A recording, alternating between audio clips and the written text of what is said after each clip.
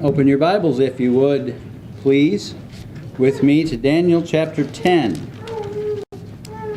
The last three chapters of Daniel, as I understand them, and I'll understand them better probably in a couple of months, but the last three chapters of Daniel make up kind of another layer of information. We've been talking about that and how that the Lord, especially, we see it in the Bible as a general practice, and we see it here in Daniel especially, how he gives a layer of information and then gives another layer a little deeper of information. And some writers have taken Daniel 10, 11, and 12 and said Daniel 10 is kind of the introduction to that last layer that has a lot of information. And then chapter 11 is that information, that layer of information. And then chapter 12 are concluding thoughts. And a lot of people look at the last three chapters of Daniel that way. We won't get very far into Daniel 10 tonight. Right now, as I understand it, Daniel's 85 years old, or maybe even more. Remember, in chapter, learned that the captivity was nearly over. Remember, he was reading in the book of Jeremiah, and he could see that the 70 years was prophesied, and he knew from his own experience, because he was there since a teenager in Babylon. He'd been taken in exile into Babylon as a teenager. And he's like, well, I've been here 70 years myself, or close to it. And so in Daniel chapter 9, he knew from reading Jeremiah that the captivity was about over. And a great victory was promised. Now think about that. Daniel's been, and think about the passion of Daniel. Something that would really be instructive to us. He was so passionate about Jerusalem. He was so passionate about wanting to restore worship in the temple. He was so passionate. He would even pray in the direction of Jerusalem, just to pay respect to Jerusalem. We read about that in earlier chapters. He was passionate about getting people back to Jerusalem after the exile. And I think he had high hopes. I think that Daniel, how could he not? He's been there 70 years, and he learns that we can go back and we can rebuild. And Daniel 10, like the Reese Chronological Bible, has Daniel 10 setting chronologically 2 years after the first wave go back to, and Ezra chapter 2 talks about the first wave going back. We'll read a piece of that in a little bit. And so they've had 2 years, that first wave, to go back, and he's anticipating this amazing rebuild and this amazing excitement. And I think what we're going to find in this text is that that's not materializing. And we want to delve into a little bit of why that is. Also in Daniel chapter 10, my conviction is, my understanding is, Daniel has retired. I want to show you something in Daniel 1. I know we haven't read anything in Daniel 10 yet, and I didn't forget. But in Daniel chapter 1, the last verse, Daniel continued even to the first year of King Cyrus. His professional work for various kingdoms, various kings, lasted until the first year of King Cyrus. So there's several kings along the way, and a couple different empires, and you know the drama that Daniel's been through. So he continued to the first year of King Cyrus. Verse 1 of our text, chapter 10, verse 1. In the third year of Cyrus, king of Persia. 2 years after Daniel 1 informs us that his professional career went through, I think Daniel retired. My understanding is that Daniel is retired. And this is roughly 2 years past Ezra 2 and the first wave going back. This is roughly 2 years past Daniel 9 and that layer of information. And Daniel's probably pushing 90 at this point. And I think he's retired. And so we pick up our text from there. In the 3rd year of Cyrus, king of Persia, a thing was revealed unto Daniel, whose name was called Belteshazzar. Now this is the first time, and if I remember correctly, it's the last time, that it's been used since chapter 1, when it was said that he was called Belteshazzar. Remember, one of the dignitaries of the government, they were giving them Babylonian names. They were giving them pagan names. And in Daniel chapter 1 and verse 7, he was first called that, Belteshazzar. Daniel never uses it again until here. And I think that's very telling. I think that's very telling because remember why they did that. Just flashback of a couple months to chapter 1. They gave Shadrach, Meshach, and Abednego, remember that was their pagan names, their Babylonian names. They were in a 3-year reprogramming process with the exiled young people. They were trying to make good little Babylonians out of them, and a part of how they were trying to do that is by erasing some of their history. And they were trying to erase their history by even changing their names and forgetting their Jewish names. And just as a side, you see that going on in our country all the time, trying to erase history and forget our roots because of our roots being a godly nation, and they want to do everything they can do to eliminate that. And that's what they were trying to do. And it's, by the way, look how well it's working. That they've pushed God out of every nook and cranny in society, and people have forgotten. People, you ask who some of the founding fathers are. You ask basic questions about how we came into existence. You can ask, why was the Civil War fought? Some just fundamental things of our history. And so many people today have no idea. Just have no clue. And it's a very successful attempt to cause a people to forget their heritage and blend into a worldly culture. And as our country, as an illustration, you can see how well that works. Now, we've had more than 70 years to do it. But look how things have changed in the last 70 years of this country. Things that are mainstream and quote normal 70 years ago, my grandfather wouldn't have believed it was possible to have some of these things going on. That's how rapidly things change.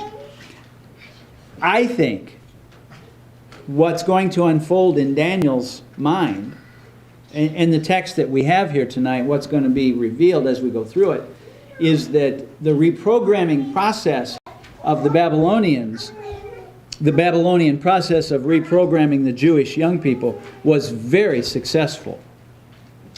And it's just so telling to me that Daniel pulls out this name here. And we'll see why in just a second. So a thing, what does it say here in verse 1? A thing was revealed. Daniel, the old stately prophet, saw something. And I don't mean at this point saw something out in the field. I mean he understood something. Now remember the time frame. It's about 2 years since the people started going back in Ezra chapter 2. And he's anticipating reports of just this overwhelming success. And I mean, throw the dust covers off of everything and flip the light switch on in the temple and everything comes back to life. Now, that's a little bit facetious but or sarcastic, but you know what I'm saying. Everything was just going to come, and it didn't. And we'll see that, I think. He saw something. In the 3rd year of Cyrus, king of Persia, a thing was revealed unto Daniel, whose name was called Belteshazzar. And the thing was true. It was true. He was accurate in his assessment. But the time appointed was long. As this information begins to come out and begins to unfold, what we're going to see in this, and that word appointed there is an interesting Hebrew word that it's only translated appointed once. But it's translated battle 5 times. It's translated war 41 times. So what carries with this appointed time is conflict, is battle, is war. And the time appointed was long. Daniel was beginning to see that there was going to be a long conflict. Daniel was beginning to see that there was going to be a long battle. I think Daniel was beginning to see that things weren't going as smashingly as he had hoped. Especially with Daniel's godliness and Daniel's zeal for rebuilding Jerusalem, rebuilding the temple. And so he understood this. And he understood that this is not going to be as quick and easy as maybe I'd hoped. In those days, Daniel was mourning 3 full weeks. So for 3 full weeks, Daniel was mourning. We know Daniel. He's a man of prayer. It's obvious he would have been in prayer. Something had just really saddened him. That for 3 weeks he was in mourning. Verse 3, I ate no pleasant bread, neither came flesh nor wine to my mouth, neither did I anoint myself at all, till 3 whole weeks were fulfilled. So he was on a partial fast. He didn't eat, and he would have been accustomed to and have access to very fine delicacies. He was a very respected man, high up in the cabinet at one time. And even now, even if I'm correct, and he has retired, he's no doubt not a pauper by any means, but he ate no pleasant bread, neither came flesh nor wine to my mouth. He just ate what it took to survive, to exist, for 3 whole weeks.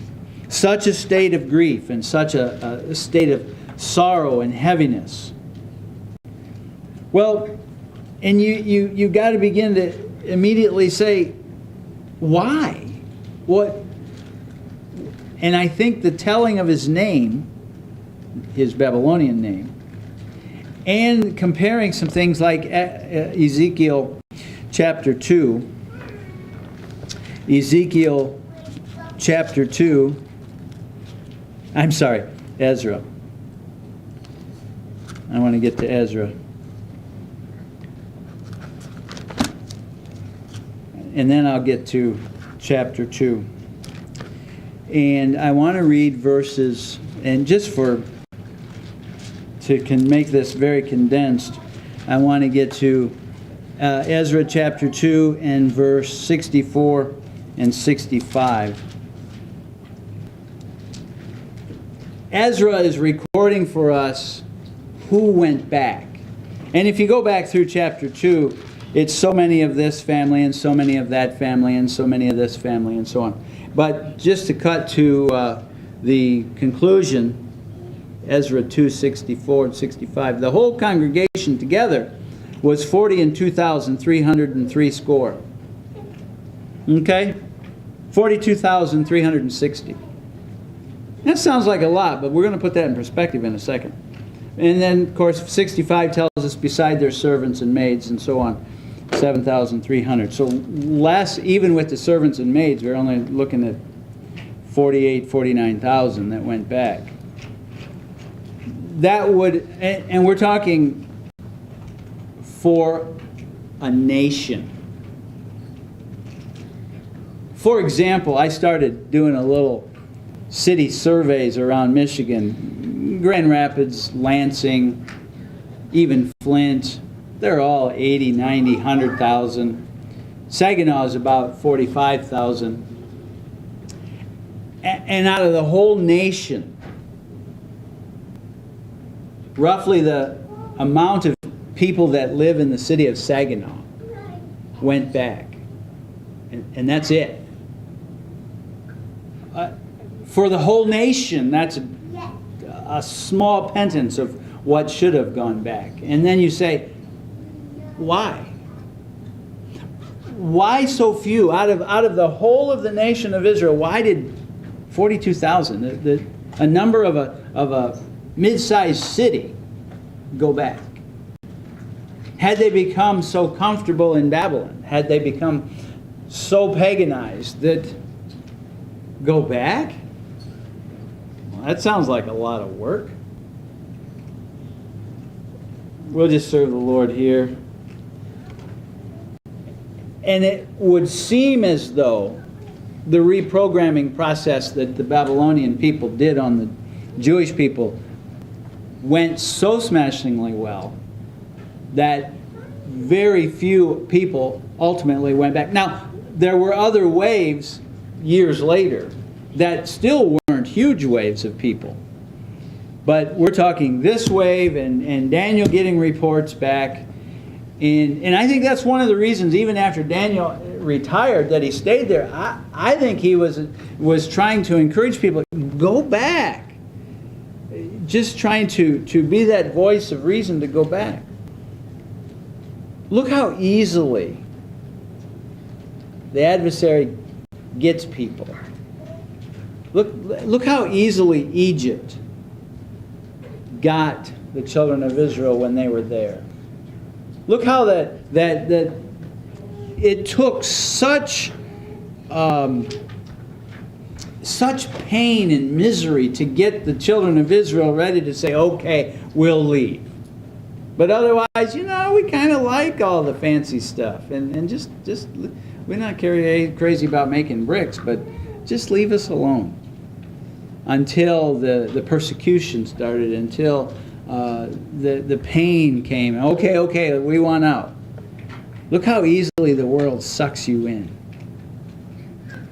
Look how easily the world can suck any one of us in and just get comfortable and lose their passion to go back to the homeland, lose their passion to go back to God's one place of worship at that time, the temple. I think that's why Daniel was sad and mourned. And the answer, I think, that we'll see in the next few messages, we'll see that the answer that he's given is there's victory, but it's going to be a long haul. And I think the victory that's ultimately there is going to be seen as the victory of Christ's return. Well, that's from Daniel's point of view a really long haul. And so Daniel understood this, and Daniel saw it. I'm reminded of our text from Sunday.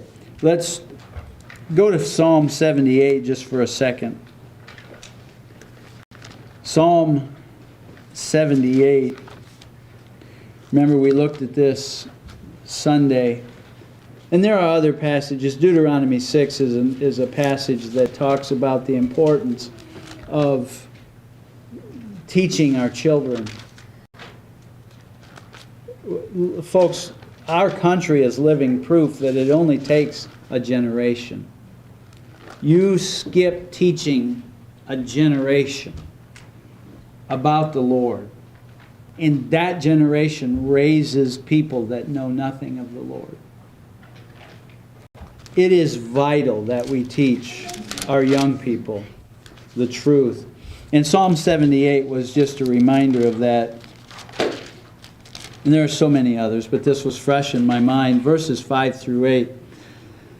For he established a testimony in Jacob and appointed a law in Israel, which he commanded our fathers that they should make known to their children, that the generation to come might know them, even the children which should be born, who should arise and declare them to their children, that they might set their hope in God, and not forget the works of God, but keep His commandments, and might not be as their fathers, a stubborn and rebellious generation, a generation that set not their heart aright, whose spirit was not steadfast with God. We have to be so diligent to train our young people. We have, as older people, we have to be so diligent to be good role models. Because the truth slips away so fast. And a passion for the Lord can slip away so fast. And we're living in a generation that's living proof of these things. Daniel chapter 10.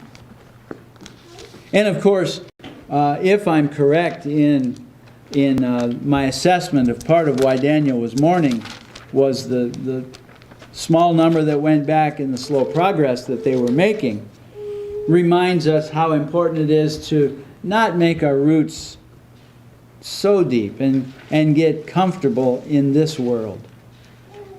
And we're reminded of John's words that we are to not love the world, nor the things that are in the world. And it's so easy to get attached to the things of the world. It's so easy to get comfortable. It's so easy to look around and say, well, their life's pretty easy and their life's pretty nice and I want a little of that. Pretty soon we're forgetting all about why we're here. Pretty soon we're forgetting about this is nothing. This is temporal stuff.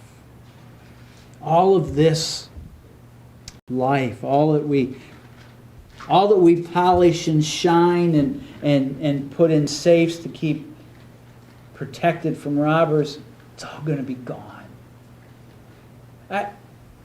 One of the things that bothered me, I had a very successful career in a stamping plant, and when the Lord began to work on me to preach, the Lord used a couple of things. One of the things He used, I had been in the stamping plant long enough that I had seen, and we did stampings for semi-tractors, and I had seen a model year of a truck, and that went through a lot of research and development and a lot of testing, and finally they got that truck done. And the minute that they would get that truck perfected, and of course it never really was, they would start on the next one.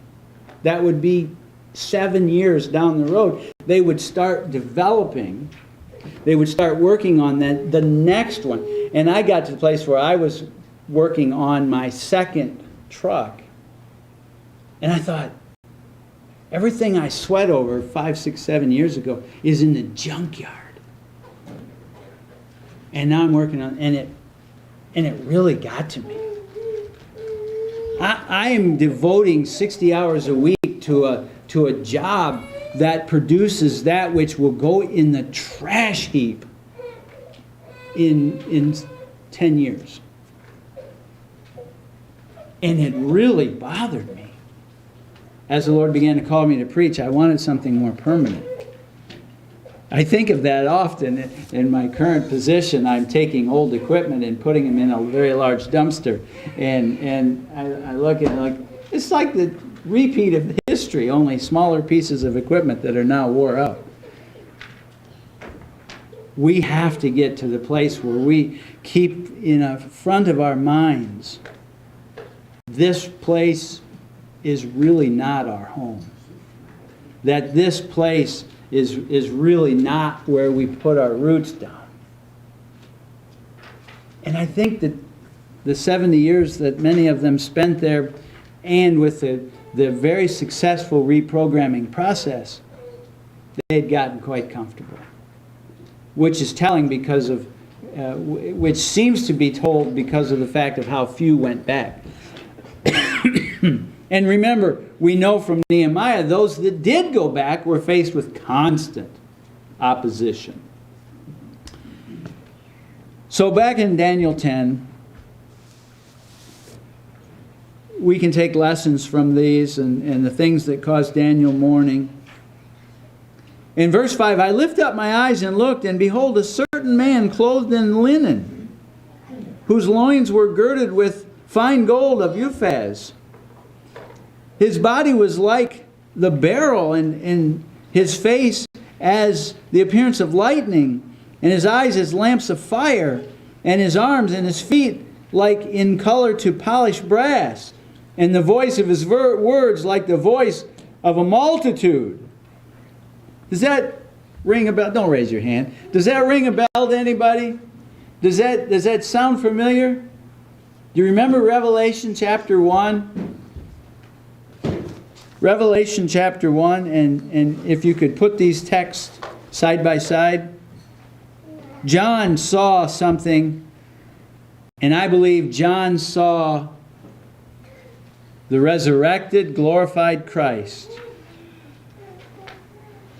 And I think Daniel saw the pre-incarnate Christ. Look at this. Revelation 1. I want you to notice verses 12 through 17. I turned to see the voice that spake with me, and being turned, I saw 7 golden candlesticks. In the midst of the 7 candlesticks, one like to the Son of Man. Now notice this, clothes of the garment down to his foot, girt about the paps with a golden girdle.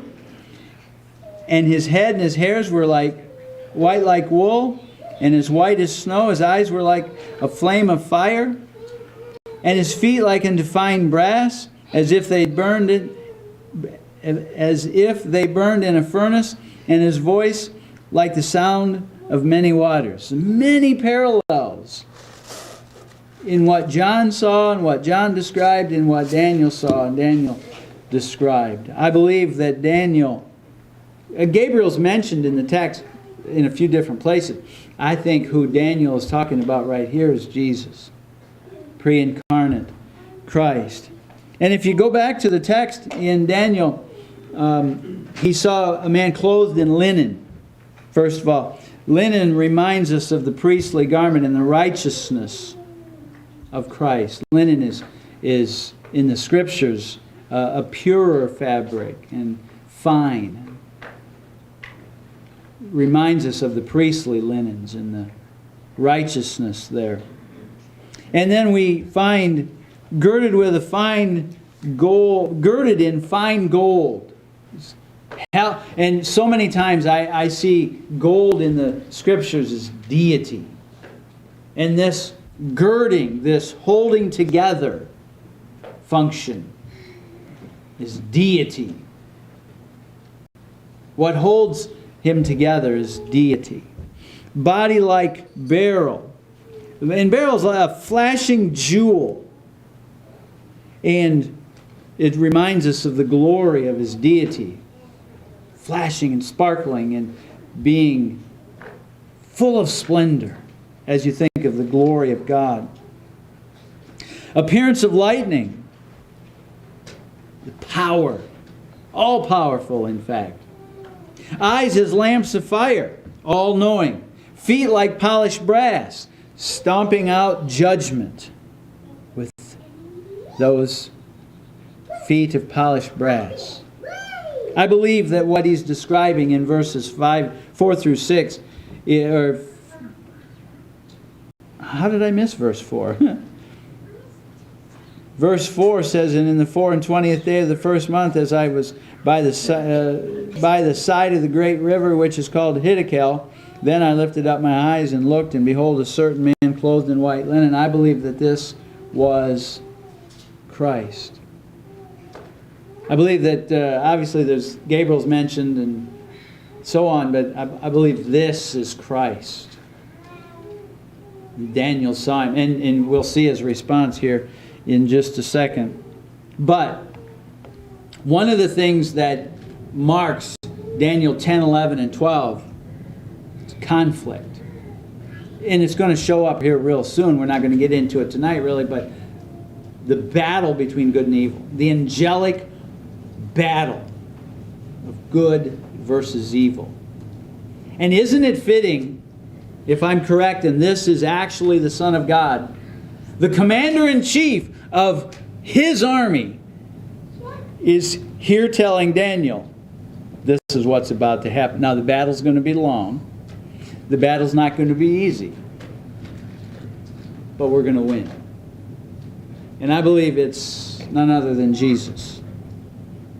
In verse 7 then, and I, Daniel, alone saw the vision. For the men that were with me saw not the vision, but a great quaking fell upon them, so that they fled to hide themselves. Therefore I was left alone, and I saw this great vision, and there remained no strength in me, for my comeliness was turned into corruption. Now I believe what that sentence talks about is comeliness turning into corruption. The healthy color of his countenance turned pale. The color just went out of him. And let's read on. I retained no strength, yet I heard the voice of his words. And when I heard the voice of his words, I was in a deep sleep on my face, and my face toward the ground. He passed out and fell down, face down in the dirt. He saw God.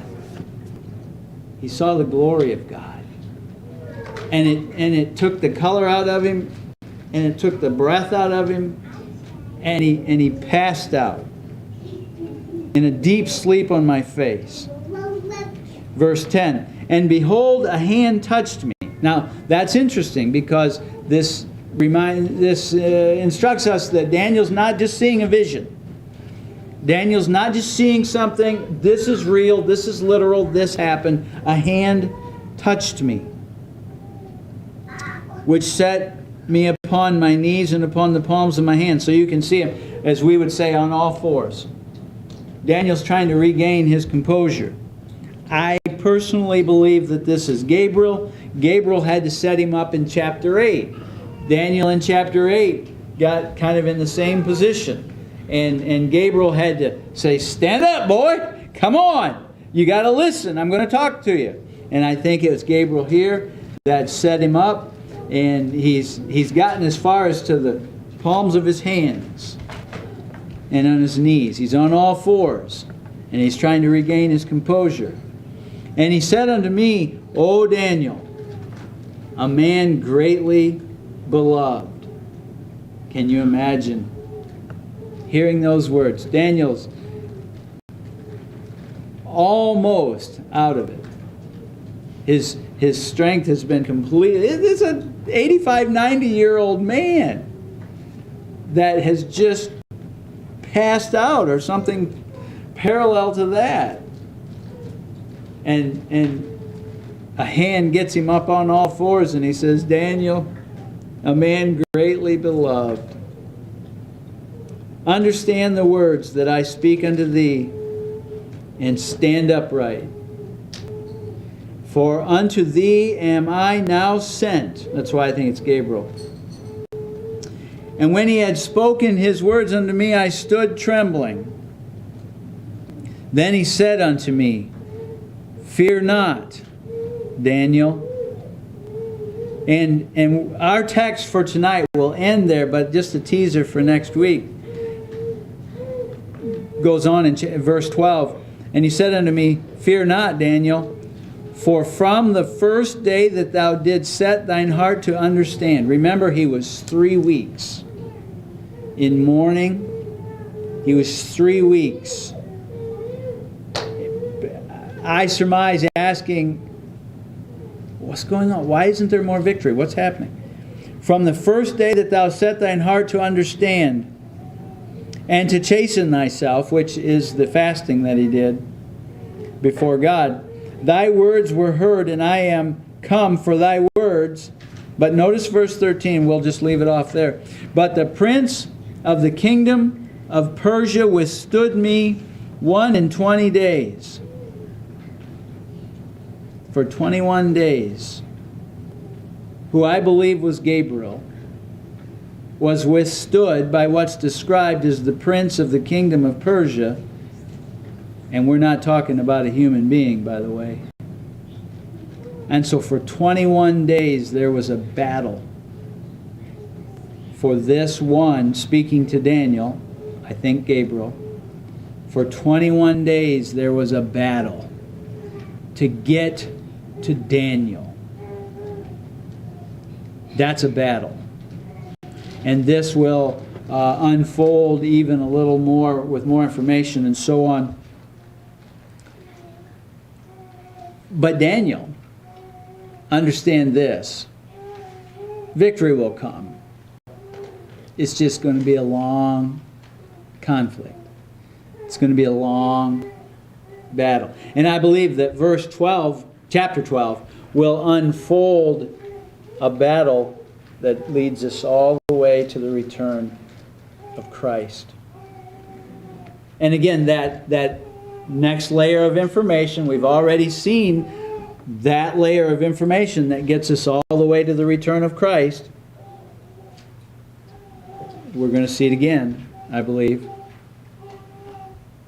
And so, what an experience for Daniel. This 85, 90-year-old godly man who has so much passion for his Lord and so much passion for worship in the temple. And yet, when they have the freedom to go back, he sees so few that do. And the reports that come back are not fun. And when he understands that and he begins to come to grips with that, he sets himself in mourning and prayer. And he sees the Lord. And I'm going to win this thing. The commander-in-chief is on the scene. And he's commanding his army, his angelic host. And there's going to be so much in this passage that we'll scratch the surface at trying to understand a war of angels.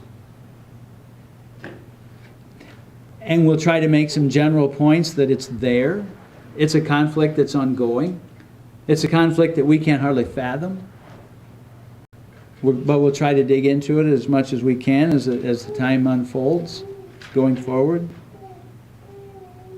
And just remember, the battle is long.